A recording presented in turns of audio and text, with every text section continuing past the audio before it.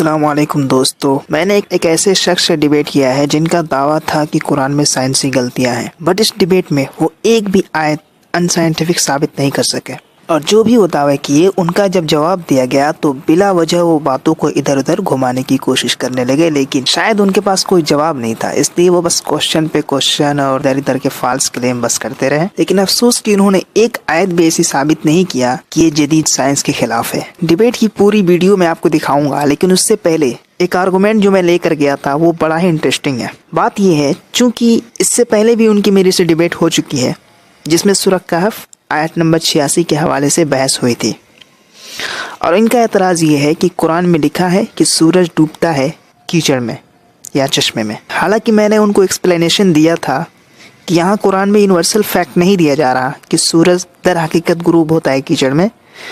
मैंने जवाब दिया कि वहाँ अरबी का लफ्ज़ है वजदा, जिसके माने हैं परसीव्ड यानी कि महसूस होना। तो ये एक परसेप्शन था जुल्करनैन का जो कुरान ने बयान किया, ना कि कुरान ने सूरज के डूबने की लॉ बताई। लेकिन इनका कहना है कि नहीं, ये तो डॉक्टर जाकिर नायक जैसे लोगों ने आकर के बना दिया कि वजदा का माने परसीव्ड होना, या ऐसा लगा जुल्करनैन को it perceived to be him. इससे पहले क्लासिकल तफसीर में मौजूद नहीं, कुरान में इसकी वजाहत मौजूद नहीं। क्लिप सुनिए। क्लासिकल तफसीर में इसकी जो तस्हीह थी वो होनी चाहिए थी, करेक्शन होनी चाहिए थी, लेकिन हमें क्लासिकल तफसीर में चाहे वो इब्न अब्बास है, जलालैन है, कुर्तबी है, राजी है, हमें कहीं इसकी तस्हीह नहीं मिलती।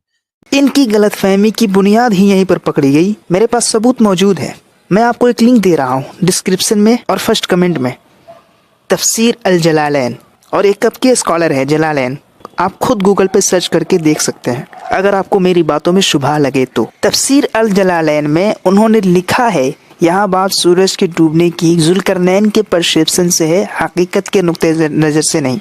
और सिर्फ यहीं पे बात खत्म नहीं होती, इससे भी पहले इब्न कसीर की तफसीर मौजूद है जिसमें उन्होंने कहा है कि ये जुल्करनैन की परसेप्शन है। अल्हम्दुलिल्लाह हमारे क्लासिकल मुफस्सिरीन ने ये बात पहले ही बता दिया था, और ऐसे दौर में बताया था कि जब साइंस और कुरान का कोई बहस ही नहीं था। तो अब बताइए आपका कितना बड़ा ये फॉल्स क्लेम है। और इसके अलावा कई ऐसे मुफस्सिरीन हैं जिन्होंने ये लिखा है कि ये तो सिर्फ जुल्करनैन का परसेप्शन था। अब बताइए कि आपके दावा कहाँ से साबित हुए। बहस यहीं पे आकर रुक गई थी कि कुरान के इस आयत के मुताबिक जुल्करनैन को परसीव हुआ। ये बात उनको समझ में नहीं आ रही, लेकिन चलिए एक एक करके हम दलील के साथ इस बात का जवाब देंगे इंशाअल्लाह। सबसे पहली दलील क्लासिकल तफसीर जो मैंने दिया, इसमें प्रूफ मिलता है कि यहाँ वजदा मीन्स परसीव्ड होना ही है। दूसरी दलील अरबी लुगत से देता हूँ, कहीं ऐसा ना लगे कि मैं सिर्फ दिफा के लिए कुछ भी बोल रहा हूँ। मैं ये दलील मुकम्मल नहीं कर पाया था क्योंकि वो साहब दलील सुनना ही नहीं चाहते थे, वो तो बस उल्टे सीधे के सवाल में उलझ गए। आप सर्च करिए lens lexicon Arabic dictionary page number 2924। रुकिए मैं आपको सर्च करके दिखा देता हूँ, यहीं पे है। ये देखिए वजदा मीन्स परसीव्ड। इसके अलावा एक और डिक्शनरी मैं आपको दिखाता हूँ, grocery of the Quran bye John Prince page number 157। देखिए वजदा मीन्स परसीव्ड। ये रही दूसरी दलील। अब तीसरी दलील है खुद कुरान। कुरान के सूरह यूसुफ इस आयत में है इन्नी ला अजीदु रिह यूसुफ लौला अन तुफन्निदून। वजदा सही अजीदु यहाँ आया है। आयत का मतलब है याकूब अलैहिस्सलाम ने कहा मुझे यूसुफ की खुशबू महसूस हो रही है। यहाँ अजीदु का मतलब है महसूस होना, तो इससे ये साबित हो गया वजदा मीन्स महसूस होना भी होता है। कुरान कतई ये दावा नहीं करता कि सूरज गुरूब होता है किसी चश्मे में या किसी कीचड़ में। कुरान में तो इसके अलावा कई मकामात पर, जैसे सूरह यासीन आयत नंबर 38, सूरह अंबिया आयत नंबर 33, सूरह इब्राहिम आयत नंबर 33 में ये बताया गया है कि सूरज कहीं गुरूब नहीं होता, सूरज चलता रहता है, सूरज गर्दिश करता रहता है। लेकिन ये इंसानी फहम और इंसानों को समझने के लिए गुरूब और तुलू का लफ्ज़ इस्तेमाल किया जाता है। अगर ये बोलना गलत होता तो नासा के साइंटिस्ट भी गलत होती, क्योंकि नासा के साइंटिस्ट भी सनसेट और सनराइज का वर्ड इस्तेमाल करती है। अगर आपको ये गलत लग रहा है तो फिर जाके आप नासा के साइंटिस्ट से बहस करो। अब आगे चलते हैं। मैंने 3 दलीलें दे दिए हैं, अब चौथी दलील है अरबी ग्रामर। अरबी ग्रामर में नौ और बलगा के रूल के मुताबिक जब एक सेंटेंस में 2 वर्ब आए तो कॉन्टेक्स्ट के मुताबिक उसके माने चेंज होगा। जैसा कि लोग एतराज़ करते हैं कि अगर वजदा मीन्स हम परसीव्ड ले लें तो फिर अगली आयत में वजदा इंदहा कौमा यानी जुल्करनैन को एक कौम मिली। ये लोग सवाल पूछते हैं कि क्या जुल्करनैन को कौम महसूस हुई। इसी के जवाब पर यहाँ पूरी बहस ही ख़त्म हो जाती है। क्योंकि अरबी ग्रामर के नौ और बलगा के रूल के मुताबिक एक सेंटेंस में 2 बार वर्ब आए तो एक कॉन्टेक्स्ट के मुताबिक उसका माने चेंज होगा। जैसे आयत 86 में ही 2 वर्ब आया है, वजदा 2 बार आया है। वजदा एक वर्ब है और 2 बार आया है। और वर्ब कई तरीके के होते हैं, एक अफ़आलुल क़ुलूब और एक अफ़आलुल यकीन। अफ़आलुल क़ुलूब यानी वर्ब ऑफ हार्ट, अफ़आलुल यकीन यानी कि जो एक्चुअल में फाइंड होने के टर्म में लिया जाएगा। तो इसमें पहला वर्ब ऑफ हार्ट यानी अफ़आलुल क़ुलूब है जो कॉन्टेक्स्ट के मुताबिक वजदा के माने परसीव्ड होगा। दूसरा वर्ब अफ़आलुल यकीन यानी डिस्कवर या फिजिकल फाउंड होगा। ये ग्रामर का रूल है। अरबिक ग्रामर के मुताबिक वजदा की 2 मफ़ऊल ले तो उसका पहला माने लाजिमन परसीव्ड या रियलाइज्ड होगा। अगर ये समझ ना आए आपको तो मैं आपको इंग्लिश ग्रामर का एक रूल समझा देता हूँ, फिर आपको अरबी ग्रामर भी समझ आ ही जाएगा। और यही वो पॉइंट है जिसको अंजुम भाई पूरी वीडियो में समझ ही नहीं पाए। इंग्लिश में होता है पॉलिज्मी रूल। आइए कुछ उसके एग्जाम्पल्स देखते हैं, फिर उसके बाद डेफिनेशन बताते हैं। मिसाल के तौर पर मैं यहाँ एक एग्जाम्पल लेता हूँ। एक वर्ब है सी। पहला एग्जाम्पल लेता हूँ सी के हवाले से। मैंने कहा I see what you mean and I see a bird under tree. See what you mean, see what you mean ये अंडरस्टैंड है, ये समझने के लिए है, ये रियलाइज के तौर पर है, परसीव के तौर पर है। और इसी सेंटेंस में सी ए बर्ड का जो लफ्ज़ आया है वो फिजिकल ऑब्जर्व के लिए है। Same word same structure different meanings. दूसरा एग्जाम्पल एक वर्ब गेट लेते हैं। गेट के माने में मैंने कहा I got the point and I got a book from him. Got the point ये अंडरस्टैंडिंग के लिए है, ये समझने के लिए, ये रियलाइज के लिए है। उसी तरीके से वजदा के माने जो फाउंड होता है उसके माने में अगर हम ले तो मैंने कहा I found the idea strange and I found a man waiting outside. Found the idea strange ये परसीव्ड के माने में होगा। दूसरी बार मैंने फाउंड ए मैन लिया, मेट के माने में होगा। Same verb found, same sentence, 2 different sense. अगर आपको यकीन ना हो तो मैं आपको गूगल डिक्शनरी करके दिखा देता हूँ इसी सेंटेंस को। देखिए गूगल डिक्शनरी क्या कहती है, आप खुद ही पढ़ लीजिए।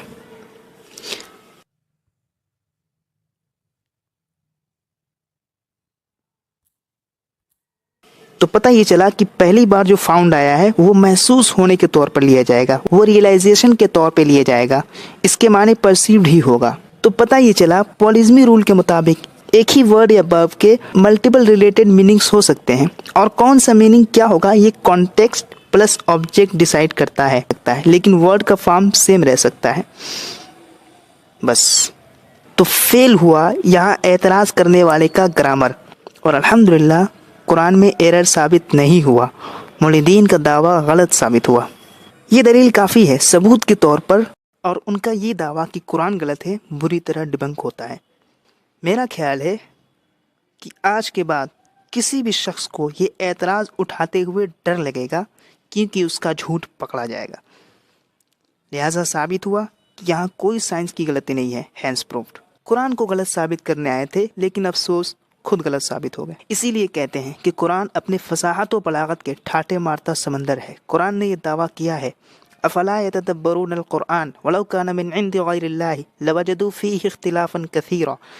क्या ये लोग कुरान को संजीदगी से नहीं लेते? अगर ये कुरान खुदा के सिवा किसी और की तरफ से होता तो इसमें बहुत से तजादात होते, लेकिन अल्हम्दुलिल्लाह कुरान में एक भी ऐसी तजाद नहीं और कोई भी ऐसी बात नहीं जो तस्लीम शुदा साइंस के खिलाफ हो। अगर आपको लगता है कि इसमें साइंस की गलती है तो यह आपकी मिस इंटरप्रिटेशन और गलत फहमी की बुनियाद पर है, हकीकत की बुनियाद पर नहीं। अगर आप मंतकी हैं तो आप इस काबिल नहीं हो सकेंगे कि कुरान की किसी एक आयत को तो छोड़िए, एक नुक्ते को भी गलत साबित कर सको। कुरान को गलत साबित करने अच्छे आए लेकिन अफसोस एक नुक्ता भी नहीं साबित कर पाए। ठीक है, अब आप पूरी डिबेट की वीडियो देखिए और फिर एक एक करके हम एक एक नुक्ते को दलील के साथ इंशाअल्लाह जवाब देंगे और उसे हम डिबंक करेंगे इंशाअल्लाह। अस्सलाम वालेकुम ख़वातीन व हज़रात, उम्मीद है आप खैरियत से होंगे। आज एक बार फिर आपकी खिदमत में हाजिर हैं और आज जो हमारे साथ मेहमान हैं उनका नाम है फ़हीम सिद्दीक और इनका सदीक है या सिद्दीकी है ये? सिद्दीकी, सिद्दीकी। सिद्दीकी। और इनका ताल्लुक जो है वो इंडिया से है और इनके साथ हमारी पहले भी बात हो चुकी है और हुँ। सबसे पहले आपने सूरह कहफ के हवाले से शायद मुझसे बात किया था, हुँ, हुँ, हुँ। जिसमें हुँ, हुँ, हुँ। ज़ुल्करनैन के हवाले से ज़िक्र है कि उनको लगा कि बिल्कुल। सूरज कीचड़ में भीगता है। हाँ, और फिर आपने एक हदीस का भी हवाला दिया था जिसमें ये लिखा है कि सूरज अर्श के नीचे जा कर के सजदा करता है। बिल्कुल। तो मुझे लगा कि ये हदीस गलत है, ऐसा लगा हुँ, मुझे। हुँ। अच्छा। उसके मुतबादिल 3 हदीसें ऐसी थी जिसका कोई सनद मौजूद नहीं था, 2 हदीसों का, और इस हदीस का मुकम्मल सनद मौजूद था। हुँ, हुँ। तो मुझे जाकर के लगा कि वो हदीस बिल्कुल दुरुस्त है और हुँ, अर्श के नीचे जाकर के सजदा करने का मतलब यही है कि कुछ-कुछ चीज़ें कुरान में ऐसी बयान की गई है कि दरख्त सजदा करते हैं और बेजान चीज़ें भी तस्बीह बयान करती हैं, लेकिन वो तस्बीह हम समझ नहीं सकते। तो मुझे हुँ। लगा ये तो बात को घुमाया जा रहा है, बात को घुमेटा जा रहा है। फिर अच्छा। जब क्योंकि मैं भी एक स्टूडेंट हूँ, तो मैं भी साइंस और मैथ अक्सर पढ़ता रहता हूँ। तो मैंने हाँ। देखा कि उसमें भी कई लॉजिक ऐसी हैं जो समझ में नहीं आता है। हुँ, मिसाल के तौर पर मैं जो है अटक गया था ये समझने में कि इलेक्ट्रिक चार्ज के जो यूनिट होती है वो कूलम्ब होती है। हुँ, लेकिन एक तरफ क्वांटाइजेशन के बारे में सर ने जब हमको पढ़ाया, तो उसकी यूनिट जो होती है वो इलेक्ट्रॉन होती है जिसको 1.602 इंटू 10⁻⁻19 कूलम होता है। तो मुझे यहाँ बहुत ज़्यादा कन्फ्यूज़न हुआ कि आखिर एक तरफ से कहा जा रहा है कि कूलम की जो यूनिट होती है वो सॉरी चार्ज की जो यूनिट होती है वो कूलम होती है। फिर बाद में कहा जा रहा है कि इसकी सबसे स्मॉलेस्ट यूनिट जो मानी जाएगी, वो 1 इलेक्ट्रॉन मानी जाएगी। तो मैं मुझे मुझे घोर कन्फ्यूज़न हुआ। तो मैंने देखा ये चीज़ें तो साइंस में भी है, दुनिया के ऑब्जर्वेबल यूनिवर्स में भी है। तो फिर जो मैंने हुँ, कुरान में देखा था, वो वाक़ई सही है कि नहीं? हुँ, उसके बाद जब मैं गया जाकर के देखा वजदा के माने वाक़ई लोग जो बयान करते हैं कि ऐसा लगा it perceived to be him, क्या ये फेक है या सही है? हुँ, मैंने लगातार 10 डिक्शनरी में मतलब उसको खंगाला तो मैंने पाया कि वजदा के माने परसीव्ड होना है। हुँ, फिर सवाल एक ये भी था कि वहाँ चूँकि वजदा लफ्ज़ 2 बार इस्तेमाल हुआ है, तो हुँ, जब 2 बार इस्तेमाल हुआ है तो उसका क्या माने ये होगा, अगर एक में म महसूस किया अगर हम मान लेते हैं, तो दूसरे में पाया मानेंगे तो गलत हो जाएगा। हुँ, इसका भी हमने मतलब कि मुकम्मल तौर पर जाकर के डिक्शनरी में देखा, हुँ, तो इंग्लिश में एक रूल है, इंग्लिश ग्रामर की एक रूल है कि अगर 2 बार वर्ब आता है, हुँ। तो वहाँ कई दफ़ा ये होता है ना, एक बार वर्ब ऑफ हर्ट वहाँ पे इस्तेमाल होता है। क्या होता है? 2 बार वर्ब आता है तो? एक बार उसका वर्ब ऑफ हर्ट इस्तेमाल होता है, यानी एक बार महसूस करने के टर्म में फाउंड लिया जाएगा और ये दूसरी बार जो कौन-सा वर्ब रूल आया है है?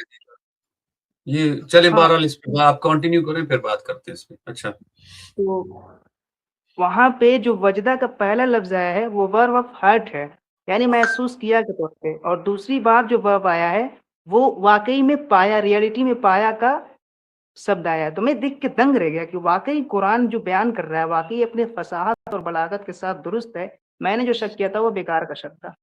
हुँ। ये ये अच्छा वजह है। लेकिन मुझे अभी तक आपकी बात समझ नहीं आई क्योंकि अच्छा, वजह का तो मतलब होता है देखना, डिस्कवर हाँ, करना किसी डिस्कवर चीज़ को, डिस्कवर डिस्कवर मैं ऐसे करना। मुत्तफ़िक हूँ तो फिर आप और क्या समझते हैं कि जो ये सूरज को जो ज़ुल्करनैन ने सूरज को देखा कि वो गदले पानी में जा रहा है, जैसे कि अभी मैं आपके सामने रख देता हूँ हुँ, कि ठहरें 1 मिनट अ,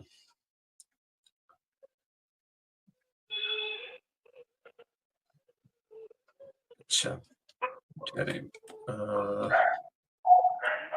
अच्छा, हाँ जी, यहाँ तक कि जब सूरज डूबने की जगह पहुँचा और उसे एक स्याह कीचड़ के चश्मे में डूबता पाया, ठीक है? हुँ, हुँ, तो इससे आप क्या जी। समझते हैं? क्योंकि ज़ुल्करनैन से कौन मुख़ातिब हो रहा है? पहली बात तो ये है, कुरान का जो मुख़ातिब तो मैंने मुतकल्लिम है वो तो खुदा है ना, हुँ, क्योंकि हुँ, ए ज़ुल्करनैन का लफ्ज़ आ रहा है ना उसमें। तो अल्लाह ताला ही मुखातिब हो रहे हैं जुल्करनैन से। तो उसमें ये जी, लिखा हुआ है। अच्छा, कोई और मुखातिब हो रहा है? मुखातब माने होता है जिससे खिताब किया जा रहा है। तो यहाँ हम्म। चूंकि खिताब किया जा रहा है उससे जिस पे कुरान नाजिल हुई, मक्का के लोग मुखातब है, हम और आप मुखातब है, इंसानियत मुखातब है। नहीं, लेकिन तो फिर ए इंसानियत जुल्करनैन का क्या मतलब हुआ फिर ए ए जुल्करनैन जुल्करनैन का नहीं क्या मतलब? है, ए जुल्करनैन वहाँ नहीं है, वहाँ है, रुकिए मैं आयत एक बार खोल देता हूँ। ये आप खोल लें।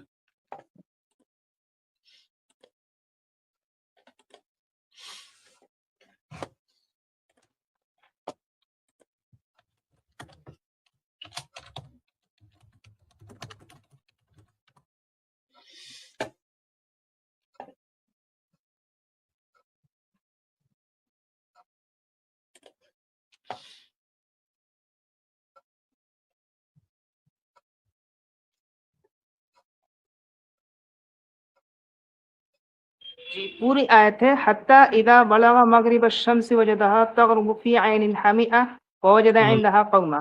इसमें ए का तो लफ्ज़ नहीं है, यानी कि वो यहाँ तक अच्छा। कि जब सूरज गुरूब होने की जगह पहुंचा तो हम्म। उसने पाया लफ्ज़ लिख देते हैं, लेकिन इसका असल माने जो वर्ब के ग्रामेशन मतलब कि ग्रामर के हिसाब से अगर देखा जाए तो वो महसूस किया ही होगा, वर्ब ऑफ फील है यहाँ पे। इसकी एक और दलील है कुरान में, जब यूसुफ अलैहिस्सलाम के भाई उनके अब्बा के पास आए तो उन्होंने यूसुफ अलैहिस्सलाम का अभी जिक्र नहीं किया था, लेकिन उनको मालूम नहीं था कि यूसुफ से ये मिले हैं, तब भी वो कह रहे थे इन्नी ला अजीदु रिहा यूसुफ लौला अन तुफन्निदून, कि मुझे यूसुफ की बू आ रही है, यूसुफ की खुशबू महसूस हो रही है। वहाँ महसूस होने के तौर पर अजीदु वजदा वाला लफ्ज़ इस्तेमाल हुआ है।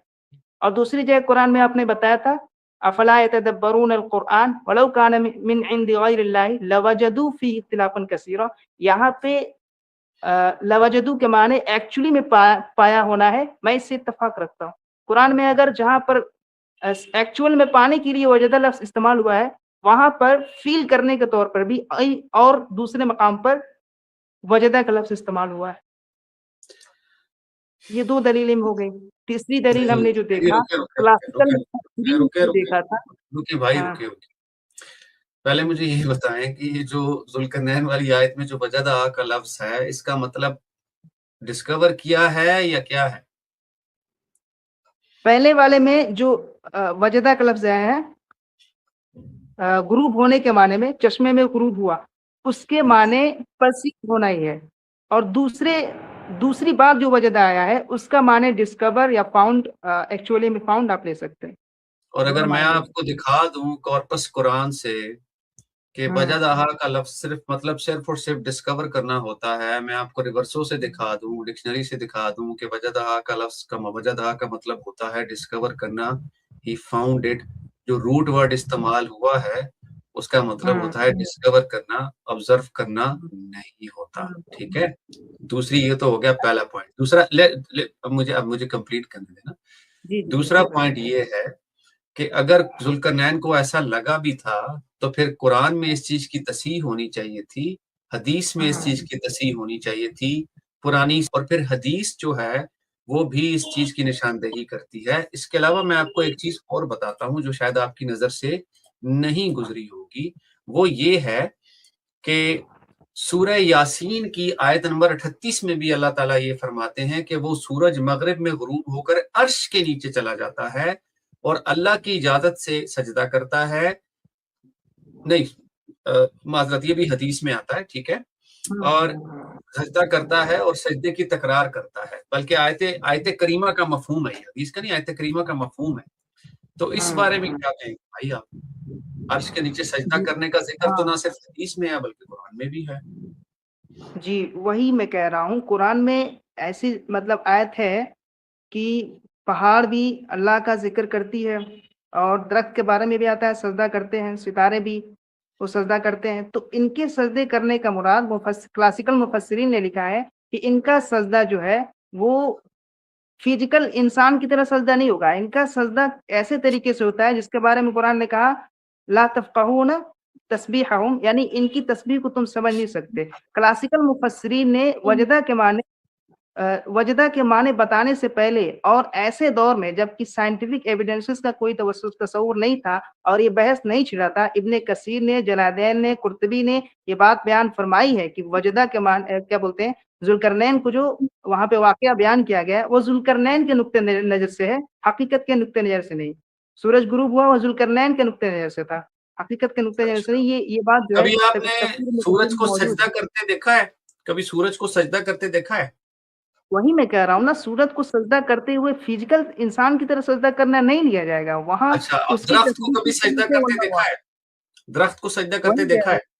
सुने वही तो कह सही रहा हूँ ना। ना, मान लीजिए अब आप मुझे ये देखिए बताएं। आप वही मैं कह रहा हूँ अजीत भाई, अगर एक माने को सिर्फ एक माने तक महदूद कर दिया जाए तो बात क्लियर नहीं समझ आएगी। ये तो ऐसे ही हो गया जैसे आधे माने को छुपाना, आधे माने को बताना। डिस्कवर माने है वजदा का, उसी तरीके से परसीव भी माने है उसका। मैं ऐसा चलें, आप मुत्तफिक हूँ, मुझे पुरानी बेशक किसी हमारी नज़र है। क्लासिकल तफसीर और से मुझे किसी हाँ, क्लासिकल तफसीर से साबित कर दें कि जो ये हुँ, आयत मेंशन की गई है, इसमें ज़ुल्करनैन को ऐसा लगा, ये लिखा हुआ है। दूसरा सवाल सुन लें।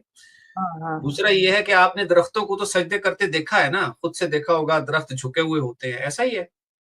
नहीं, ऐसा नहीं है। मैं ये दावा नहीं कर रहा कि दरख्त जो है वो फिज़िकल इंसान की तरह ही सजदे करेंगे। अच्छा, उनके सजदे फिर? करने का माने अलग है। कुरान ने बयान किया, ला तफ़क़हून फिर आप मुझे तस्बीहहुम ये इल्ला बताएं कि सूरह यासीन में ये क्यों आता है कि अर्श के नीचे चला जाता है? ये तो सारी मुताबिकत है ना, सारी हाँ, हदीस से और जो आयात है इससे देखिए ये नहीं, देखो सही मेरी बात सुनिए। एक चीज होती है उसको कहते हैं कंट्राडिक्टरी स्टेटमेंट। कहीं पे पूरे कुरान में या हदीस में अर्श के नीचे जाने से यहाँ फायदा नहीं है, हम अभी इसको खत्म कर देंगे क्योंकि मैं आपको यहाँ मनवाने नहीं आया, हम सिर्फ बात हुँ, करने आए हैं। लेकिन बिल्कुल, कुरान और हदीस से हमें ये साबित होता है, पुरानी क्लासिकल तफसीर से भी, मैं इब्न अब्बास की तफसीर से ये आपको रेफरेंसेस दे रहा हूँ, ठीक है? अगर आप या अच्छा, तो कह दें कि इब्न अब्बास की तफसीर जो है वो ठीक नहीं है, तो बस फिर ठीक है, बात खत्म कर देते हैं हम। लेकिन हाँ, आपके सामने मैंने सूरह यासीन का भी ज़िक्र किया और उसमें भी यही लिखा हुँ, हुआ था कि अर्श के नीचे चला जाता है। फिर हदीस से भी मैंने आपको चेक करके बताया, हदीस जो थी, ठहरे मैं आपको बताता हूँ कौन सी हदीस थी। ये हदीस थी सही बुखारी की 3199, ठीक है? सही हुँ, बुखारी, और उसमें जी, भी वो ये बिल्कुल ज़िक्र दुरुस्त लिखा है। हुआ है। हाँ, तो इसमें हाँ, भी ये ज़िक्र लिखा है, तो इसका मतलब ये हुआ कि सूरह कहफ की आयत, सूरह यासीन की आयत, इब्न अब्बास की तफसीर और उसके अलावा जो हदीस है, ये आपस में कॉन्ट्राडिक्टरी नहीं है। अब आप बताएँ। हुँ। तो सूरज के अर्श के नीचे जाने का ये मतलब नहीं है कि सूरज कहीं चल कर के वहाँ से किसी जगह पे जाता है दूर आसमान पे या आसमान के इर्द-गिर्द। अर्श तो ज़मीन के इर्द-गिर्द ही है ना। अर्श मतलब जो जितने भी प्लैनेट्स मौजूद हैं, दुनिया के अलावा जितनी भी चीज़ें मौजूद हैं, ये सारी चीज़ें अर्श के नीचे ही आती हैं। खाना काबा अर्श के नीचे ही आता है।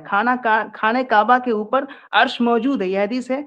तो जो सूरज जिस अपने इलाके में, जिस दायरे में गर्दिश कर रहा है, वो भी अर्श के नीचे ही है। तो यहाँ पे ये साबित नहीं हो जाता कि ये साइंटिफिक एरर है, क्योंकि अर्श चलें, ठीक है, सही है। आप कायनात अब में आपकी बात आ गई। अब मुझे एक सवाल का जवाब दें, फिर हम अगले सवाल हाँ, की तरफ चलेंगे। जी। आप मुझे ये बताएँ कि जो हम दिन और रात देखते हैं इस दुनिया में, हुँ, दिन और रात बनते हैं ना, हम देखते हैं, ये हुँ। किस वजह से बनते हैं? ज़मीन की गर्दिश की वजह से बनते हैं या सूरज की गर्दिश की वजह से बनते हैं? यहाँ पे दिन और रात का जो कांसेप्ट है वो टोटली समझ लीजिए कि स अर्थ के गर्दिश की वजह से बनते हैं, अर्थ की लेकिन गर्दिश। रहनुमा उसका सूरज है। सूरज अगर ना रहे तो रोशनी आएगी ही नहीं। नहीं, नहीं, वो तो सूरज तो रहनु है, ठीक है, एक बल्ब आपने लगा दिया, उसके गिर्द घूमेंगे तो वो साया तो उसी से हुँ, होगा ना। जो रीज़न है, the hmm, reason is earth not sun, ठीक है?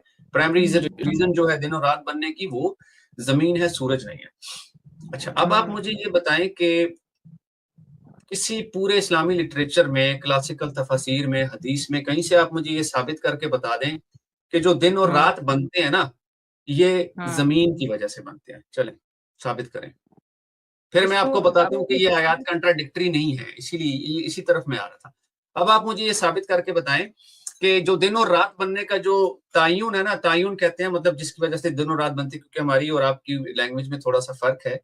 तो अब आप मुझे हुँ, ये बताइए कि जो दिन और रात बन रहे हैं, आप देखते हैं, तो ज़ाहिर-सी हुँ, बात है, कहीं न कहीं तो अल्लाह ताला ने ज़िक्र किया होगा, रसूल अकरम ने कहीं भी ज़िक्र किया होगा, पूरे इस्लामी लिटरेचर में। तो आप मुझे बताएँ कि जो दिन और रात बनते हैं, वो ज़मीन की वजह से बनते हैं और हमें ये इस्लाम ने बताया। ओवर टू यू, चलें। फिर अच्छा आपकी ये ठीक सारी है। बातें सही हो जाएँगी जो आप कर रहे हैं। इसका जवाब देने से पहले मैं आपसे ये कहना चाहूंगा, मान लेते हैं एक ड्राइवर गाड़ी चलाता है और उसको गाड़ी चलाने का ढंग पूरे अच्छे से मालूम है, लेकिन हम्म, उसको लॉ ऑफ मोशन पता नहीं। अब आप उस हम्म, ड्राइवर से ये कहें कि तुमको लॉ ऑफ मोशन पता ही नहीं है, तो लिहाजा तुम ड्राइवर गलत हो, हम्म, ये तो नहीं होगा। माने कुरान में अर्थ के हवाले से नहीं लिखा है कि ये चलता है या नहीं चलता है। रात और दिन का अल्लाह ने जिक्र किया, क्योंकि रात और दिन आम कंसेप्चुअल भाषा है, लैंग्वेज है, हर कोई समझ सकता है। तो कुरान में अर्थ के रोटेशन का जिक्र ना होने से ये साबित नहीं हो जाता कि कुरान साइंटिफिक एरर है, या फिर ये साबित नहीं हो जाता कि सूरज चलता ही नहीं है। कुरान ने सूरज का जिक्र किया, अर्थ का जिक्र नहीं किया, इसका मतलब ये नहीं कि वो गलत है। सूरज के हवाले से कुरान ने जगह वो बिल्कुल साइंटिफिक एक्यूरेट है। अच्छा, आप जो मिसाल दे रहे हैं, इंसान जो गाड़ी चलाता है वो कादिरुल मुतलिक होता है, वो सब चीजें जानता है। अरे ये तो एग्जाम्पल है ना, मान लेते हैं तो कि अल्लाह अगर की एक चीज एग्जाम्पल, बताया खुदा की एग्जाम्पल इंसान के साथ तो नहीं दी जा सकती ना फ़हीम। नहीं, तो वही मतलब है ना कि अगर एक चीज है दूसरी चीज नहीं, इसका मतलब ये तो नहीं कि एक चीज जो बताया जा रहा है वो गलत ही है। नहीं, मैं ये नहीं अगर कह रहा। ड्राइवर को लॉ ऑफ मैं मोशन छोटे पता नहीं भाई, है तो मैं ये हाँ। कह रहा हूँ कि आप एक इंसान जो होता है ना, उसके पास इल्म भी मुकम्मल नहीं होता, उसके पास इख्तियार भी मुकम्मल नहीं होता।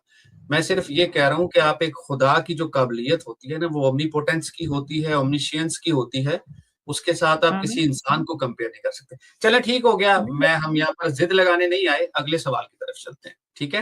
ये अच्छा, हाँ। अगला सवाल मेरा ये है कि हम्म अल्लाह ताला जो हैं वो कुरान में इरशाद फरमाते हैं कि हमने पहाड़ों को मेखों की सूरत में गाड़ दिया। आपने बिल्कुल सुना होगा इस बारे में, ऐसा ही है? हाँ, सुना है, सुना। सुना है। तो आपको नहीं लगता कि ये चीज ठीक नहीं है कि पहाड़ जो है वो मेखों की तरह गाड़े नहीं जाते, जबकि पहाड़ जो है वो जमीन का ही हिस्सा है और टेक्टोनिक प्लेट्स की जो मूवमेंट होती हैं उससे पहाड़ हम्म बनते हैं। यानी कि अगर हम एक आम सादा जबान में एक बच्चे को समझाएं 5 साल के, तो हम उसको कहेंगे बेटा ये जमीन से निकलते हैं पहाड़। तो ये गलत नहीं हम्म होगा कि मेखों की तरह ऊपर से गाड़ दिए? और फिर हमें ये भी सुनने को और देखने को मिलता है कि जी वो गाड़े इसलिए कि ताकि जमीन हिले ना, ऐसा ही है। हम्म तो आपको नहीं लगता कि हम्म इसमें कोई गलती है फ़हीम? हाँ, मैंने भी इस आयत पे बहुत ज्यादा गौर किया था, और हुँ, शुरू शुरू में मुझे लगता था कि इसमें वाकई गलती है, लेकिन बाद हुँ, में जब मैंने देखा कि अगर कुरान के मतलब मफ़हूम को अगर लिया जाए कि कुरान क्या बयान करना चाहता है, तो हुँ। पहाड़ के हवाले से सूरह नबा का की आयत का आपने ज़िक्र किया, सूरह नबा सूरह नंबर 78 आयत नंबर 6 और 7। इसमें पूरी सूरह आयत अगर नबा आयत देखें, नंबर 7 शायद और 7 सूरह 7 में पहाड़ का ज़िक्र है, हुँ, लेकिन 6वीं आयत से आपको समझ में आएगा कि वाक़ई ये कॉन्ट्रडिक्शन है कि नहीं, गलती है कि नहीं। इसलिए अच्छा। कि 6वीं आयत में है अलम नजअलिल अर्द बिहादा, यहाँ नजअला नून ज़बर ना का माने हम और जअला का माने बनाना, नजअल माने हमने बनाया। यानी अल्लाह यहाँ कहते हैं हमने बनाया है। अर्द पहले ज़मीन का ज़िक्र आया, फिर पहाड़ के बारे में आया, पहाड़ को मेघ। यहाँ गाड़ने का या ठोकने का कोई लफ्ज़ नहीं है, ये मिस इंटरप्रिटेशन है। और फिर उसके बाद से तो ये मेखों का इस्तारा इस्तेमाल है। क्या होता है फ़हीम? मेखें किस लिए इस्तेमाल होती हैं? मैं वहीं पे आ रहा हूँ। हुँ, पहली चीज़ आप ये समझिए कि अगर किसी चीज़ का इस्तारा मुझे देना है, उसका मेटाफोरिकल अंदाज़ में बोलना है कि एक मान लेते हैं सेब का मैं प्लास्टिक ले लेता हूँ और बोलता हूँ कि ये सेब जो है, ये प्लास्टिक का सेब जो है एक्चुअल सेब की तरह है। तो कोई कहे नहीं-नहीं इसमें एक्चुअल सेब की तरह इसमें सारी चीज़ें मौजूद नहीं है, इसमें न्यूट्रिएंट्स मौजूद नहीं है, खाने लायक नहीं है, तो वाक़ई ये मतलब फ़ाल्स क्लेम हो गया ना।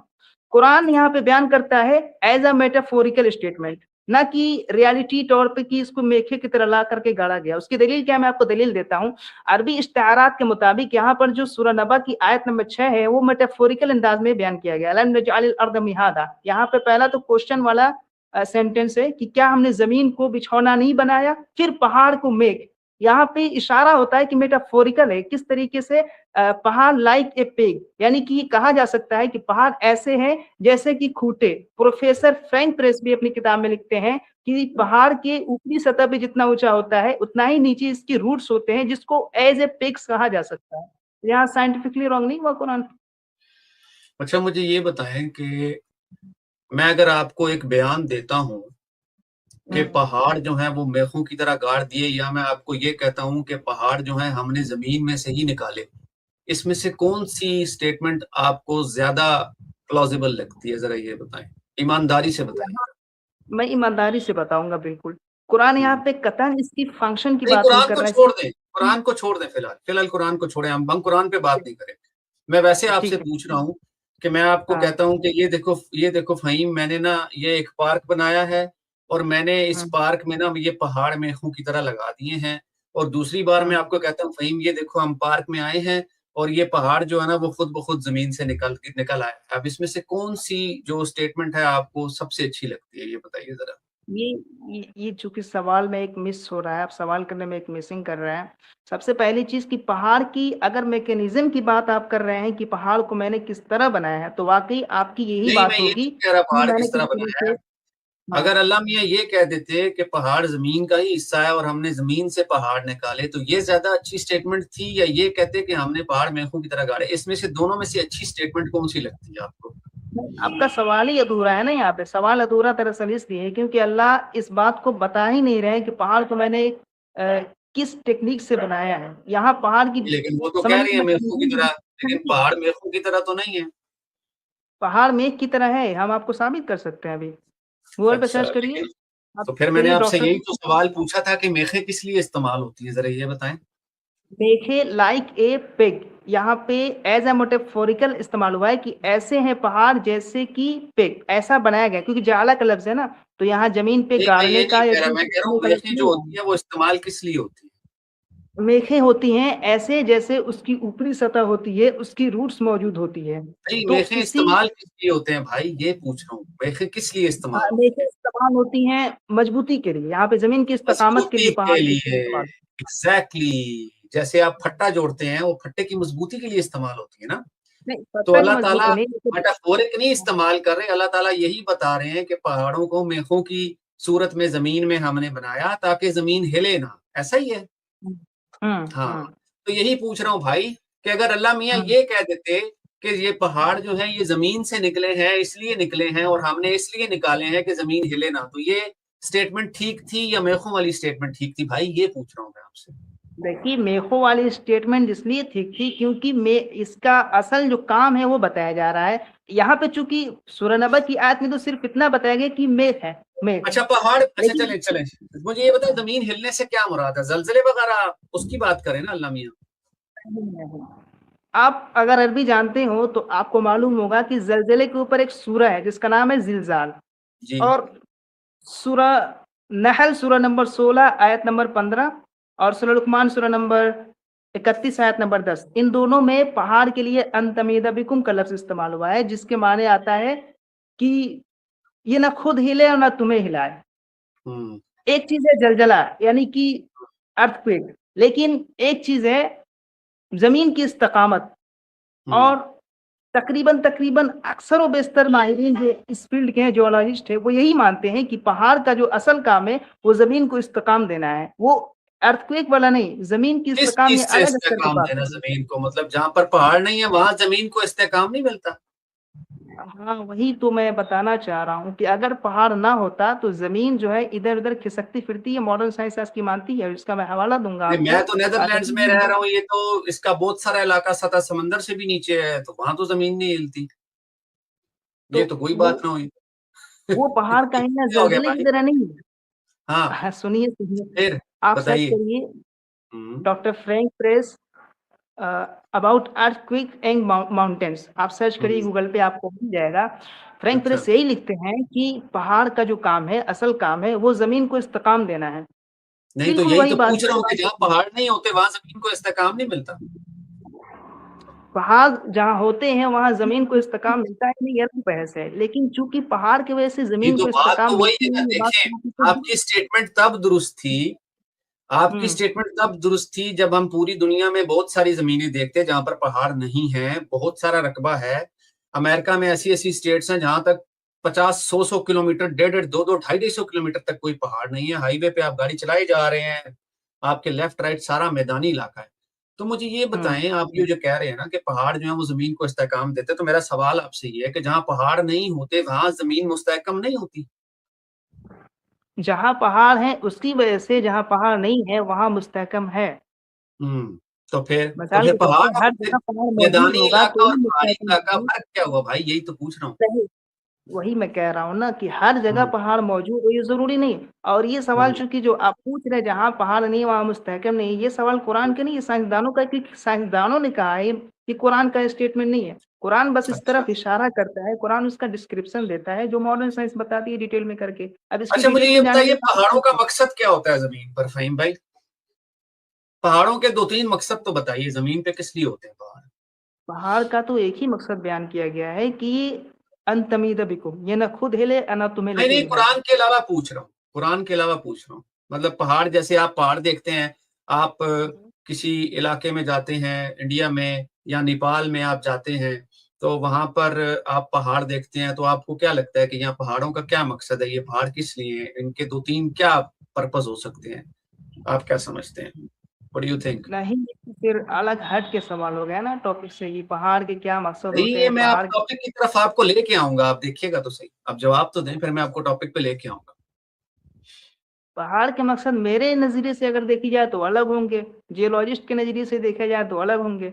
जियोलॉजिस्ट ने जो बयान किया है कि अनतमीदा बिकुम, जिससे मतलब कि मैच खाता है, मेरा मकसद वही बताना है यहाँ। उसके अलावा मैं और चीजों के बारे में पढ़ के नहीं आया हूँ। अच्छा, चलें कोई बात नहीं। जी। इट्स ओके, मैं आपको बताता हूँ। पहाड़ों का जो मकसद होता है ना, हम्म। जब ज़लज़ले आते हैं ना, ठीक है? जी। जी। तो वो नीचे से ऊपर की तरफ जाते हैं पहाड़ों की तरफ। वो पहाड़ों पे हम्म। एंटर होते हैं, ठीक है? और फिर ये जो पहाड़ होते हैं ना, वेज शेप का जूता देखा आपने? वेज शेप का मोटा सा जूता होता है, एक मोटा सा जूता, हम्म। जिसकी हील बड़ी मोटी जी। होती है, ठीक है? जी। तो ये जो पहाड़ होते हैं ना, ये एक वेज शेप क्रिएट करते हैं उसकी, उस साइज़मिक एनर्जी की जो ज़लज़ले की एनर्जी होती है। फिर उसको स्क्वीज़ करते हैं स्मॉल एरिया की तरफ और उसको लेके जाते हैं अपनी पीक की तरफ, ठीक है? जी। तो उससे होता क्या है कि जो ज़लज़ले की शिद्दत होती है ना, वो एक हम्म। जगह से बढ़ के दूसरी जगह पे ज़्यादा हो जाती है। इसको कहते हैं हम्म। टोपोग्राफिक ऑगमेंटेशन या एम्प्लीफिकेशन। आप इसको सर्च करना, आपको पता चल जाएगा। तो पहाड़ों का मकसद ये होता है, पहाड़ जो होते हैं ना, वो ज़मीन को स्टेबल करने के अलावा नुकसान भी पहुँचाते हैं। उसको कहते हैं टोपोग्राफिक एम्प्लीफिकेशन। ठीक हो गया? शायद अब आप दूसरी मेरे बात को आपको बताता हूँ। सुनिए, अब मैं दूसरी बात, अगर तो अल्लाह ताला जो कुरान में इरशाद फरमा रहे हैं ना, उसका कोई ना कोई मकसद है ना। ऐसे तो नहीं उन्होंने कह दिया कि हमने पहाड़ों को ज़मीन पहाड़ों को मेखों की शक्ल में गाड़ दिया ताकि ज़मीन हिले ना, ऐसा ही है। अगर अल्लाह ताला यहाँ ये लिखते ना कि पहाड़ जो है वो एनवायरनमेंट का काम करते हैं, या पहाड़ों के इर्द-गिर्द जो ज़मीन होती है रहने वालों के लिए वो बड़ी ज़रख़ेज़ होती है, तो मैं मानता इसको कि यार ये किसी खुदा का कलाम हो सकता है। लेकिन सिर्फ़ ये बात लिख देना, क्योंकि उस वक़्त लोग यही समझते थे कि पहाड़ ज़मीन में इसीलिए हैं ताकि ज़लज़ले आएँ, ज़मीन हिले ना, ज़मीन मुस्तहकम हो जाए। लेकिन मेरे भाई ज़रा इस पे ज़रूर सर्च करना जाके, कोई मसला नहीं है, आप मेरे से एग्री नहीं करते तो इससे कोई फ़र्क नहीं पड़ता। लेकिन जब अब स्ट्रीम खत्म होगी ना, आप ज़रूर सर्च करना कि पहाड़ों का इस दुनिया में काम क्या है, पहाड़ कैसे बनते हैं, वो एनवायरनमेंट पे क्या इफ़ेक्ट डालते हैं, वो जब पानी आता है पहाड़ों से नीचे तो वो फ्रेश वाटर कैसे बनता है, जब एक वेव चलती है ठंड की, फिर पहाड़ उस पे इफ़ेक्ट कैसे डालते हैं, तो ये आपको सारी चीज़ें समझ आ जाएँगी। ठीक है? जी। अच्छा, अब आप मुझे ये बताएँ, चलें इससे हम आगे चलते हैं। अच्छा, एम्ब्रियोलॉजी की तरफ चलते हैं, आपका फ़ेवरेट, हाँ, है ना? ऐसा ही है, 1 बेशक। मिनट ठहरिएगा, 1 मिनट रुकिएगा। अच्छा, मुझे ये बताएँ फ़हीम भाई कि जब एक बच्चा पैदा होता है, तो हाँ, वो कितने कितने उसको कितने महीने का टाइम चाहिए होता है पैदा होने के लिए? मैक्सिमम 9 हमल महीने। हमल की पूरी मुद्दत कितनी होती है? 9 महीने। 9 महीने। कुरान के मुताबिक हमल की पूरी मुद्दत कितनी है? कुरान का एग्जैक्ट नहीं बताया गया है, क्योंकि हुँ, सूरह बकरा में है वल्वालिदातु युरदिअना औलादहुन्ना हौलैनि कामिलैनि लिमन अरादा अन युतिम्म रदाअह। यहाँ पे ये कहा गया है कि जो बच्चा होता है वो 2 साल तक उसको हुँ, मैक्सिमम 2 साल तक दूध पिलाई जा सकती है। दूध इसके पिलाया अलावा जाता है सूरह लुकमान में भी ये ज़िक्र है। और दूध छुड़वाने का जो मैक्सिमम उम्र है वो 30 महीने ना? ऐसा ही है? सूरह अहकाफ के मुताबिक अहकाफ के मुताबिक। दूध छुड़ाने और उसकी इब्तिदाई हमल के जो टाइम ड्यूरेशन है वो 30 महीने टोटल है। तो ये तकरीबन 6 महीने बना ही हमल हमल की मुद्दत, तकरीबन 6 महीने या फिक्स 6 महीने कह लें। तो आपको लगता है कि एक स्टैंडर्ड हमल जो होता है वो 6 महीने का बच्चा पैदा होता है या 9 महीने का होता है?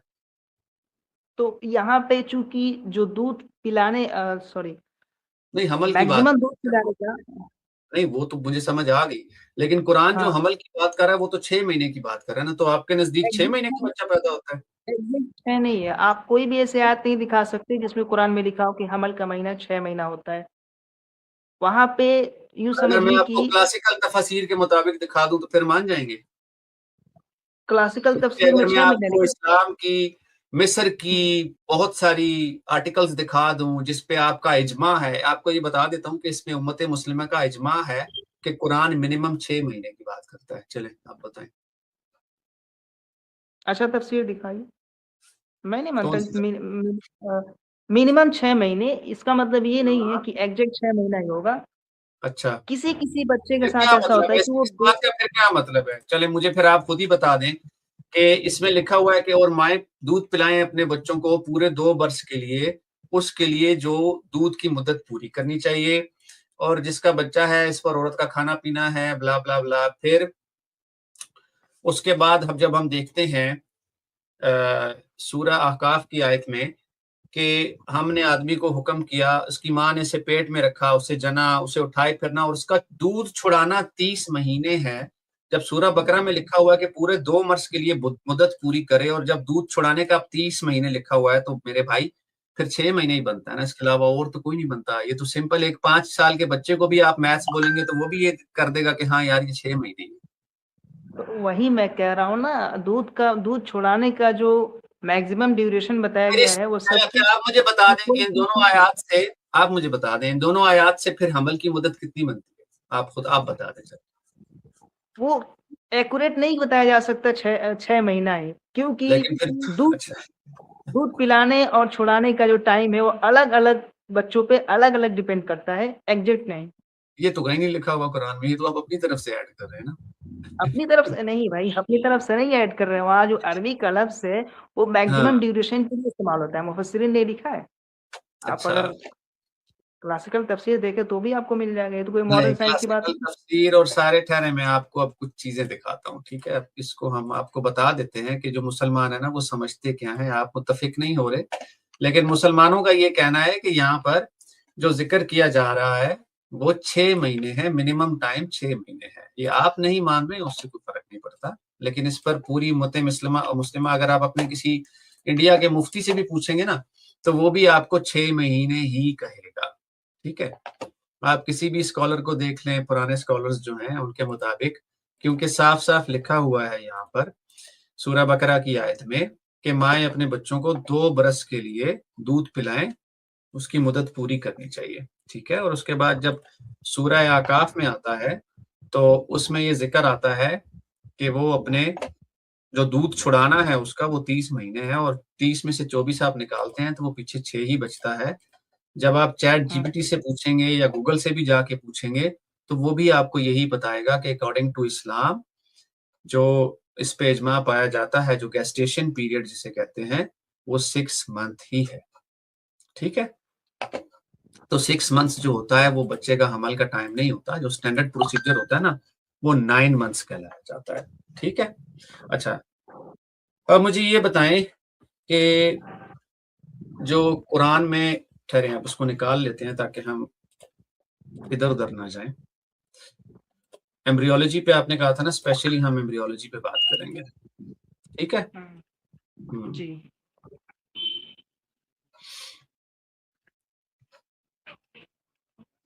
अच्छा, आपको पता है कीथ मोर का? हाँ, किस कीथ मोर के मोर का बारे नाम में। तो सुना होगा आपने। जी जी, मैंने जिक्र भी किया था अपने पिछले लेक्चर में।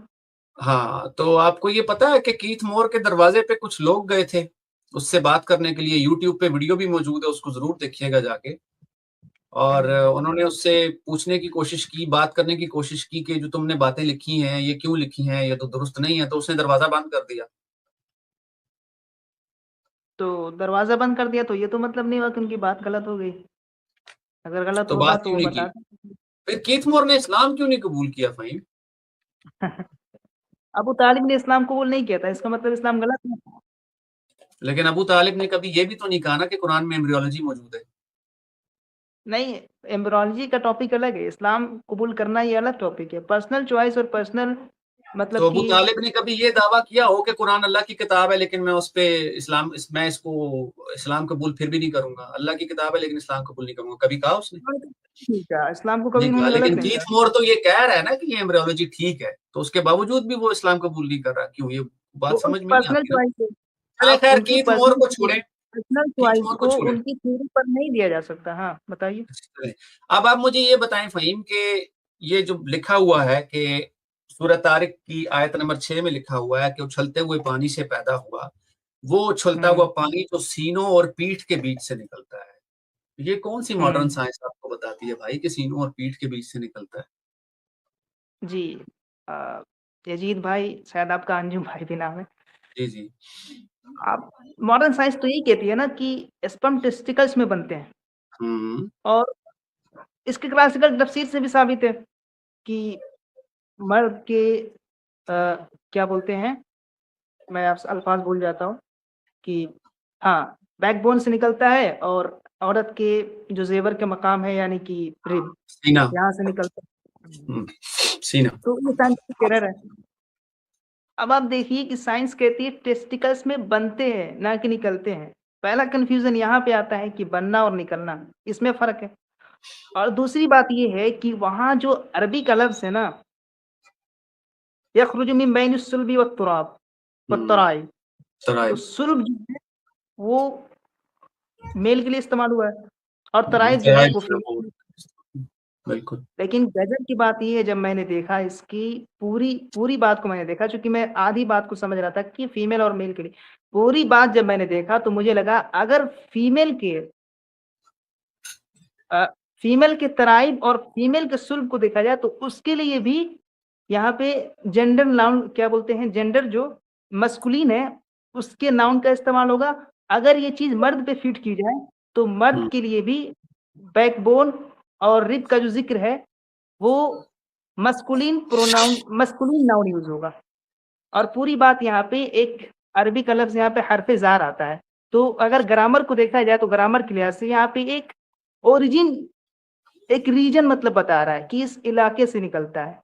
तो पूरी बात ये बन गई कि सीमेन जो निकलता है वो मर्द हो चाहे औरत हो, दरअसल निकलता वहाँ से है जिसको कुरान ने कहा सुल्ब व तराइब, इन दोनों के दरमियान से निकलता है।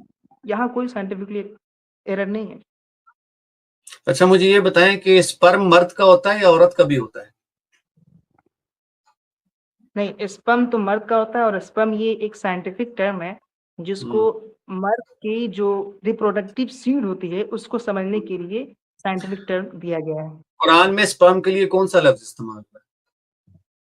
स्पर्म के लिए नुत्फ़ा शब्द इस्तेमाल हुआ है, लेकिन नुत्फ़ा को महदूद नहीं किया जा सकता कि ये सिर्फ़ स्पर्म ही है, क्योंकि नुत्फ़ा के कई माने हो सकते हैं। नुत्फ़ा को ज़ायगोट के माने भी लिया गया है, इसकी दलील खुद कुरान में मौजूद है। सुम्मा खलक़ना नुत्फ़ता अलक़तन फ़ख़लक़नल अलक़ता मुज़ग़तन, यहाँ पे अलक़ा से पहले जो लफ्ज़ इस्तेमाल हुआ है वो ज़ायगोट के लिए हुआ है, इसलिए नुत्फ़ा के माने ज़ायगोट भी लिया जा सकता है, और नुत्फ़ा के माने स्पर्म भी लिया जा सकता है, और हुँ, नुत्फ़ा के माने रिप्रोडक्टिव सीड भी लिया जा सकता है। पानी भी लिया जा सकता है? हाँ, पानी भी लिया जा सकता है, लेकिन वो तब लिया जा सकता है जब यूँ कहिए कि मनी की बात हो रही हो वहाँ। अच्छा, एक हदीस में आता है कि रसूल अकरम जो हैं वो वुज़ू करने के लिए कह रहे हैं सहाबा कराम को, और वहाँ पे भी नुत्फ़ा का लफ्ज़ इस्तेमाल हुआ है, क्यों? जी, यहाँ पे नुत्फ़ा के माने से माने मनी लिया जा सकता है। तो मनी से नहीं, वुज़ू सॉरी, करेंगे, माफ़ करिएगा। पानी से मनी से नुत्फ़ा वुज़ू से वज़ू करेंगे, कौन बोलेगा? मनी से नहीं, वुज़ू करेंगे। नहीं। तो नुत्फ़ा मैं का मतलब गलत बोल होता है मर्द और औरत का पानी। क्लासिकल तफ़सीर के मुताबिक नुत्फ़ा जो है ना, वो पानी के लिए इस्तेमाल होता है, और ये जो समेरियंस थे ना, समेरियंस, ये समझा करते थे कि औरत और मर्द का जो है ना वो पानी होता है। जो नुत्फ़ा का वर्ड है ना, वो पानी के लिए इस्तेमाल हुआ है, यानी कि मर्द और औरत का पानी। अब मैं आपसे ये पूछता हूँ, मुझे ये बताइए कि औरत का हुँ, एग होता है ना, स्पर्म तो नहीं होता, ऐसा ही है? औरत का एक ठीक। होता है, स्पर्म भी होता है। हाँ, मर्द का स्पर्म होता है और औरत का एग होता है। अब आप मुझे ये बताइए कि औरत के एग का कहीं पूरे इस्लामिक लिटरेचर में ज़िक्र है? ये वही सवाल हो गया ना जो मैंने आपको पहले कहा था, अगर एक चीज का हम्म, जिक्र नहीं है तो इसका मतलब कि वो गलत ही है, कैसे साबित इसका हो गया मतलब भाई? ये है कि उस शख्स को पता नहीं था कि औरत का एग भी इस्तेमाल होता है हमल होने के लिए। ठीक हो ये गया। मतलब नहीं बता सकते, ये अच्छा, मतलब आप नहीं बता सकते। अच्छा, अब ठीक हो गया, कोई चलें। खामोश है तो अब इसका मुझे ये मतलब बताएं ये फ़हीम नहीं। कि यहाँ पर लिखा जाता है, कुरान में आता है कि हमने हड्डियों पर गोश्त चढ़ाया, ये भी सुना होगा आपने, हम्म, ऐसा ही है? जी। जबकि हमें पता है कि हड्डियों पर गोश्त नहीं चढ़ता, बल्कि ये जो प्रोसेस होता है ये साइमल्टेनियसली चलता है, हड्डियों और गोश्त साथ-साथ साइमल्टेनियसली। बनती हैं। तो फिर ये हड्डियों पर बिल्कुल। गोश्त चढ़ाने वाला मामला क्या हुआ? अब वहां पे चूंकि शुरू आप पूरा आयत पढ़ेंगे तो पूरा सूरह मोमिनून की आयत नंबर 12 से 14 उसमें लिखा है, तुम खलकना नुतफत अलकतन, कि हमने पहले इंसान को, पहले तो उसमें ये कि हमने इंसान को मिट्टी खुलासे से बनाया, फिर नुतफा बनाया, हुँ, फिर उसके बाद से अलका, फिर मुद्गा, फिर इजामा, फिर इजामा के बाद ये लफ्ज आता है कि हमने कवर कर दिया गोश्त से। हड्डियों तो पर वहां पे गोश्त चढ़ बनाने का लफ्ज नहीं है, चढ़ाने का हुँ, लफ्ज है। तो वहां हुँ। कंफ्यूजन ही खत्म हो जाता है कि अगर बनाने का लफ्ज होता तो कंफ्यूजन होती, गोश्त बनता है हड्डी पहले बनता है। लेकिन चूंकि यहाँ चढ़ाने का लफ्ज है तो जरूरी नहीं है कि वो अलग से बन रहा हो और ये अलग से चढ़ाया जा रहा हो। ये भी मतलब अच्छा हो भाई सकता है कि मुझे ये बताएँ कि आई थिंक आइंस्टाइन या न्यूटन कहा करते थे कि अगर आप एक अपनी बात किसी 5 साल के बच्चे को नहीं समझा सकते, तो इसका मतलब है कि आपकी बात में वज़न नहीं है या आपकी बात दुरुस्त नहीं है। मैं भी यही समझता हूँ कि अगर आप अपनी बात एक 5 साल के बच्चे को नहीं समझा सकते, तो इसका मतलब ये है कि आप अपनी बात समझाने से कासिर हैं। जो एक ओमनीपोटेंट खुदा है, जो सब कुछ जानता है, उसके लिए क्या इतना मुश्किल था कि वो अल्फाज़ का इस्तेमाल दुरुस्त नहीं कर सकता था कि लोग समझ जाएँ अच्छे तरीके से और उनको हर हर एक को अपनी एक वज़ाहत ना देनी पड़े? क्या बेहतर नहीं था ये? क्योंकि अल्लाह ताला तो खुद कह रहा है ना कुरान में कि हमने इसको समझने के लिए आसान कर दिया। लेकिन जब हम बिल्कुल। मुख्तलिफ हाँ, लेकिन जब हम अब आप मुझे बताएँ, आप तो पढ़े लिखे हैं, आप तराजिम भी समझते हैं, आप अरबी लुगत को भी समझते हैं, लेकिन एक ऐसा शख्स जो कि इतना पढ़ा लिखा नहीं है, वो अरबी लुगत को भी नहीं समझता, बेचारा किसान हल चला रहा है, वो एक मुफ्ती के पास जाता है, वो उसको डिफरेंट एक्सप्लेनेशन देता है, वो ज़ाकिर नाइक के पास जाता है, उसको डिफरेंट एक्सप्लेनेशन मिलती है, तो आपको इसमें कोई प्रॉब्लम नज़र नहीं आती? कोई प्रॉब्लम इसलिए नजर नहीं आती, देखिए एक चीज है समझाना, एक चीज है समझना। अगर हुँ, मान ले मेरा स्टूडेंट पढ़ रहा है और वो पढ़ने के मूड में नहीं है, समझने के मूड में नहीं है, तो मैं उसे चाहे हुँ, जितना ही बढ़िया एक्सप्लेनेशन दे दूं, चाहे जितना ही अच्छा उसे समझा दूं, वो हुँ, नहीं समझेगा क्योंकि उसका मकसद समझना है ही नहीं। और अगर कोई स्टूडेंट थोड़ा सा भी अगर समझने की नीयत रखता है और उसे मैं समझाऊं तो उसे समझ में आएगा। इसीलिए कुरान ने कहा युदिल्लु बी कसीरा व यहदी बी कसीरा, अल्लाह बहुतों को कुरान से ही हिदायत देता है और बहुतों को कुरान से ही गुमराह करता है, क्योंकि जो समझना नहीं चाहते वो जाहिर सी बात है कुरान को गुमराह होने के लिए उनके लिए मुद्दा मिल जाएगा। और ये जो बात आप कहें कि खुदा ने अल्फाज का चुनाव क्यों नहीं किया, तो इसके बारे में जवाब मौजूद है सूरह फुस्सिलत सूरह नंबर 41 आयत नंबर 44। उसमें है वलौ जअलनाहु कुरआनन अअजमिय्यन लक़ालू लौला फुस्सिलत आयातुहु अअजमिय्युन व अरबी। कुफारे मक्का एतराज करते थे कि कुरान जो है ये और लैंग्वेज भी क्यों नहीं नाजिल हुआ, और जुबान में नाजिल हुआ तो होता तो हम समझते हैं कि अरबी रसूल है तो दूसरा लैंग्वेज वाकई एक हैरान करदा बात है।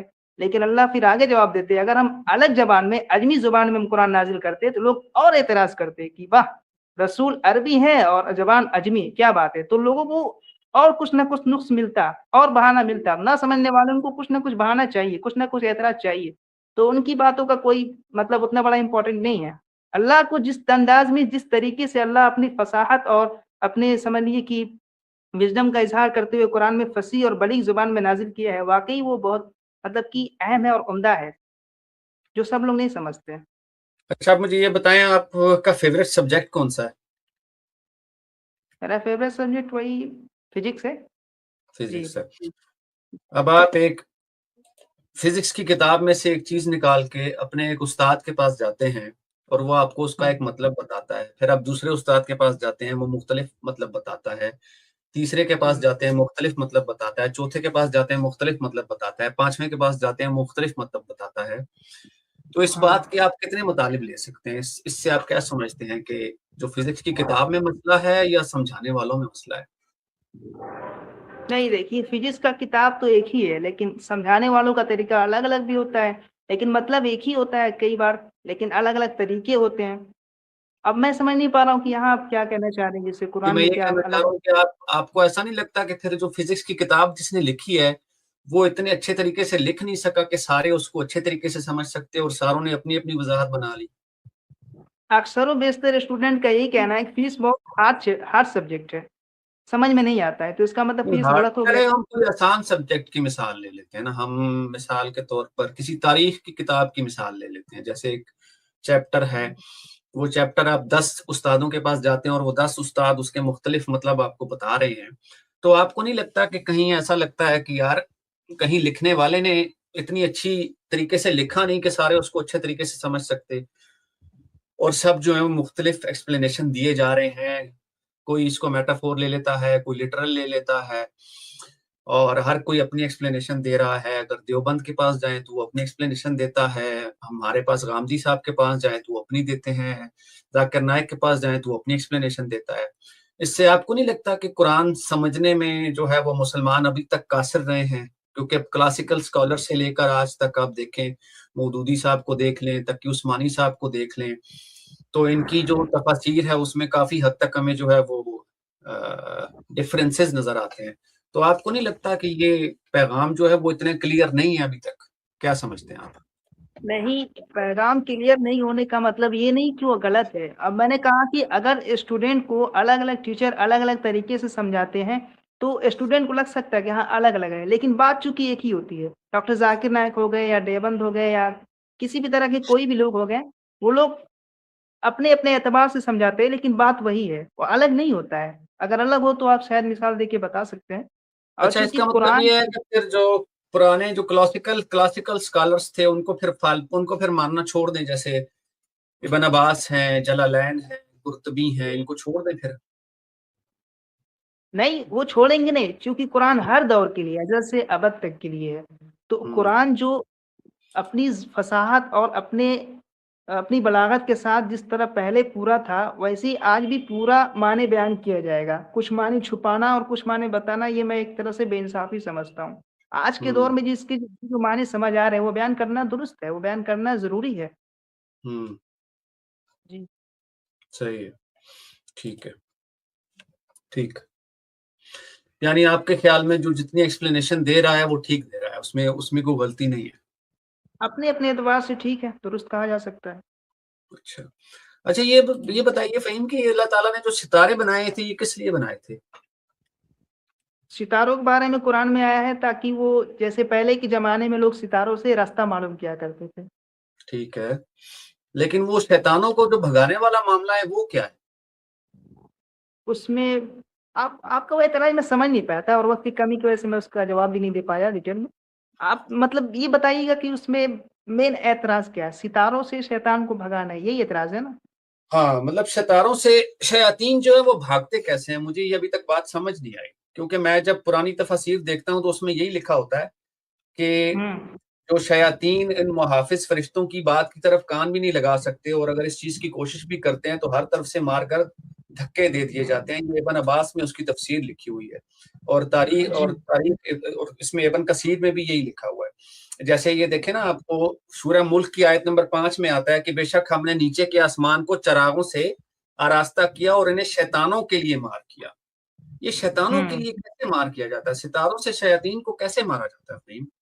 आपकी दरअसल मिसकंसेप्शन यही पे है कि सितारों से शैतान को मारा जाता है। चूंकि अरबी में सितारे का लफ्ज आता है अन्नज्म, जिसपे सूरतुन नज्म है।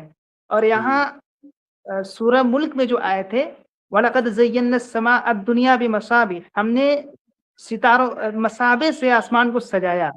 तो यह हम्म मसाबे से मुराद अगरचे मुफस्सिरीन ने सितारा लिया है, लेकिन कुरान के दूसरे मकाम पे अगर जाए, सूरह हिज्र सूरह नंबर 15 आयत हम्म। नंबर, उसकी आयत नंबर एग्जैक्ट नहीं याद नहीं, है, मैं मैं माफी बताता चाहूंगा। हूँ। यहाँ पर ये जो तो पहली, तो उसमें हम थोड़ा सा ना, तो रुके रुके रुके, यहाँ पर लिखा हुआ है हमने नीचे के आसमान को चरागों से आरास्ता किया। हम्म, चरागों से आरास्ता, तो चरागों से आरास्ता किस चीज से किया जाता है? ये एस्ट्रॉइड्स मीटियोर से किया जाता है या सितारों से किया जाता है?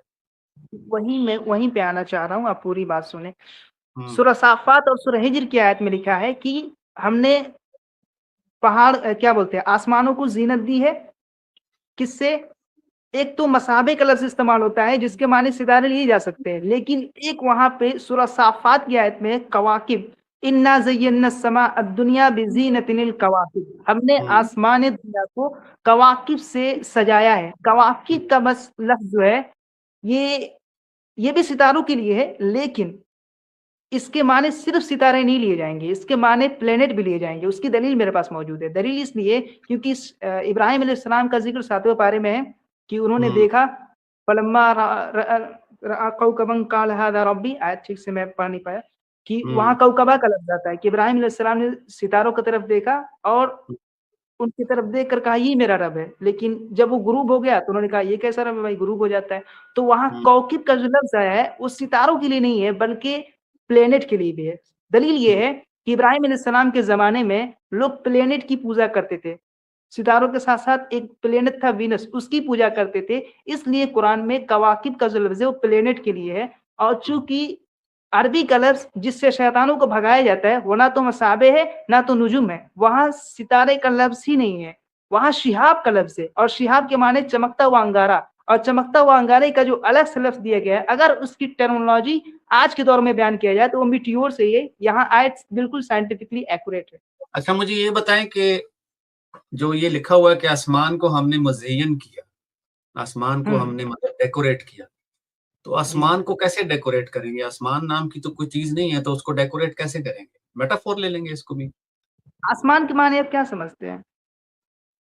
Atmosphere, that's it. एटमॉस्फेयर, जी। तो उसको कैसे मैं आप अगर साबित कर सकता डेकोरेट हूँ कैसे कुरान से, करेंगे? उसको डेकोरेट जी कैसे मैं करेंगे? देखिए मैं बताता हूँ, कुरान सुनिए, आसमान थोड़ी सी मेरी बात, ठीक है सुन ठीक लें है, फिर जवाब दीजिएगा। आप बोलो। जो आयत का मफहूम है ना वो साफ साफ ये है कि और बेशक हमने नीचे के आसमान को चरागों से आरास्ता किया, और साथ ही लिखा हुआ है कि उन्हें शैतानों के लिए मार किया। अब अगर आप उसको तारीख इब्न कसीर में जाएंगे तो वहां आप तारीख इब्न कसीर में आपको हिस्सा अव्वल इसमें साफ साफ लिखा हुआ दिखता है कि बुखारी रहमतुल्लाह ने अपनी किताब हदीस में तख्लीक कायनात की इब्तिदा पर जो गुफ्तगू की, और कतादा ने आसमानों को सितारों से मुज़य्यन करने के बारे में लिखा है कि अल्लाह ताला ने इनके साथ जो 3 कवाकिब तख्लीक फरमाए हैं वो आसमानों की दुनिया की तज़य्युन के अलावा शयातीन की मुज़ाहमत के लिए भी बनाए। ठीक है, अल्लाह ताला ने मुंदरजा बाला आयात में से एक आयत शरीफा में आसमान अव्वल को जमीन की मुस्तहकम छत फरमाने के अलावा सितारों से इसकी तज़य्युन की, जहां अहले नजर के हैरत का सबब बना। और उसके अलावा ये भी लिखा कि शयातीन को मारने का काम लिया जाता है। और तफसीर इब्न अब्बास में भी यही आता है कि और हमने ही रौनक दी इससे पहले आसमान को एक अजीब आराइश यानी सितारों के साथ, और उन्हीं सितारों के साथ आसमान की हिफाजत भी की हर शरीफ शैतान से। तो फिर आप कह दें कि इब्न अब्बास भी गलत है और वो क्या नाम है उनका, इब्न कसीर भी गलत है, बस फिर बात इब्ने खत्म हो अब्बास जाएगी। मतलब ये है कि इब्ने अब्बास की बात अगर कुरान हदीस से टकरा रही है तो वाकई वो अपने तरफ से जो बना रहे हैं वो उनके इल्म के नजरिए से हो सकता है, लेकिन कुरान हदीस के नजरिए से नहीं हो सकता। हदीस में भी इसका जिक्र है, रसूलुल्लाह ने फरमाया कि सिहाब से सितारों को शैतानों को भगाया जाता है। अब शिहाब का जो लफ्ज है वही जो कुरान में आया है, तो इसके माने हम मिट्योर से ले सकते हैं क्योंकि ये अलग लफ्ज है। और शैतानों को भगाने का कॉन्सेप्ट चूंकि अच्छा, ये मेटियोर से शैतानों को भगाया कैसे जाता है? जो ये रशिया में जो मेटियोर गिरा था उससे कौन से शैतान बने थे भाई? उसमें तो लोगों की बिल्डिंग टूट गई थी, शीशे टूट गए थे उनके, लोगों का नुकसान हुआ था। तो ये इंसानों का नुकसान क्यों हो रहा है फिर शैतान को भगाया जाता है जब? तो फिर ये भी बता दें जरा आप। तो वही मैं कह रहा हूँ ना, शैतान को भगाना चूंकि ये टर्म ऐसी है जो साइंस के बाहर है, ये साइंस बारह इसको बारह नहीं समझ। 16 बंदे भी जख्मी हुए थे, बल्कि एक बंदा भी मर गया था। तो ये शैतानों को मारते मारते मिस फायर हो गया कि रशिया में लोगों के शीशे टूट गए और फिर एक आध बंदा भी मर गया। ये शैतानों को मारते मारते बंदे कैसे मर गए? आप जरा ये बताएं मुझे बात। अरे भाई, तो अल्लाह ताला ने ये दावा कहाँ किया है कि मीटियोर जब गिरेंगे तो उससे जमीन पे कुछ असर पड़ेगा ही नहीं। अगर नहीं, मीटियोर तो फिर इसका एटमॉस्फेयर मतलब ये हुआ कि मिस फायर हो गया ना, फिर अल्लाह ताला ओमनीपोटेंट ना हुए, इसका तो मतलब ये हुआ। अब आप मुझे अब देखें, मैं बताता हूँ, सुने। जब एक इंडिया किसी पे मिसाइल मारेगा तो उसका क्या मतलब होता है कि वो मिसाइल तफरीक नहीं कर सकता औरत मर्द में, बच्चे में, मासूम आदमी में। ऐसा ही है ना, वो मासूम बच्चे को भी मार देगा, वो किसी को भी मार देगा, क्योंकि वो ओमनीपोटेंट नहीं है, वो ओमनीशिएंट नहीं है, उसको नहीं पता। लेकिन आप मुझे ये बताएं कि जब अल्लाह ताला अपना मिसाइल फायर कर रहे हैं शयातीन मारने के लिए, तो वो तो ओमनीपोटेंट है, फिर वो इंसानों का नुकसान क्यों कर रहे हैं? मिस फायर क्यों हो रहा है? ये बात मुझे समझ नहीं आई भाई। पहली चीज की मिसाइल का जो कॉन्सेप्ट है वहाँ ये रूल पहले ही रसूलुल्लाह ने बना दिया है कि किसी भी मर्द और औरत को और बच्चे को नुकसान नहीं होना चाहिए। नहीं, और मैं ये यहाँ बात पे नहीं जो कर रहा हूँ भाई। काम चलें हुआ है बहरहाल आप करें, ठीक है। सही है, आप करें, आप मेरी बात समझे नहीं। ये भी हो सकता है कि अल्लाह ताला आजमाना चाहते हो या आजमाइश के तौर पे अल्लाह ताला भेजे हो, ये अलग टॉपिक है। अब अल्लाह से मिस फायर हो गया ये आप नहीं कह सकते। अल्लाह से मिस फायर क्यों होगा? ये तो मतलब दावा ही तो समझ फिर लीजिए कि इंसानों का नुकसान क्यों हुआ?